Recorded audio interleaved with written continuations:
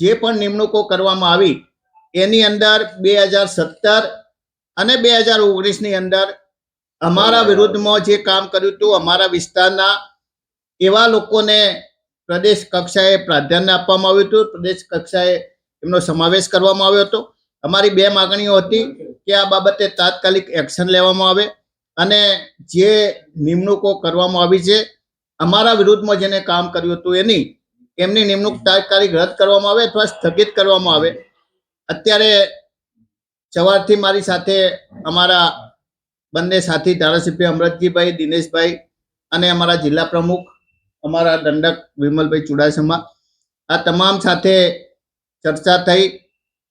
છેલ્લે અમિતભાઈ ચાવડા સાથે પણ ચર્ચા થઈ અને એમને વિશ્વાસ આપ્યો છે કે 4-5 દિવસની અંદર 4 તારીખ બાદ જ્યારે આ યાત્રા જેવી પૂરી થશે એવી યાત્રા પૂરી થયા પછી તમારી જે બંને માગણીઓ છે એ બંને માગણીઓ વિશે અમારો નિર્ણય લેવાઈ ગયો છે.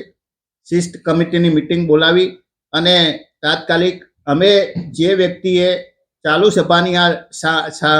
સભામાં પ્રદેશ મોવડી મંડળની આગેવાનીમાં એમની હાજરીમાં જે પાર્ટીને નુકસાન કરવાનો અને પાર્ટીને બદનામ કરવાનો અને અમને ભાષણ રોકવાનો પ્રયાસ કર્યો તો એમની સામે એક્શન લેવામાં આવશે.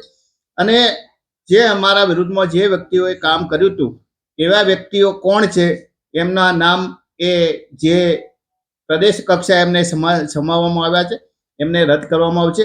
એટલે એમને અમને વિશ્વાસ આપ્યો છે, ખાતરી આપી છે અને એમના વિશ્વાસ અમારા પ્રદેશ પ્રમુખના અમને જે વિશ્વાસ અને બાંયધરી આપી છે એના આધારે હાલ પૂરતું અમે રાજીનામું આપવાનું અમે રદ કર્યું છે. પરંતુ આ સમગ્ર બાબતની જાણ અમે પત્ર લખી અને જે હકીકત બની છે એ અંગ્રેજીની અંદર અમે ડ્રાફ્ટ તૈયાર કર્યો છે અને એ ડ્રાફ્ટ અમે કેસી વેણુગોપાલ અને AICCને મોકલી આપીશું.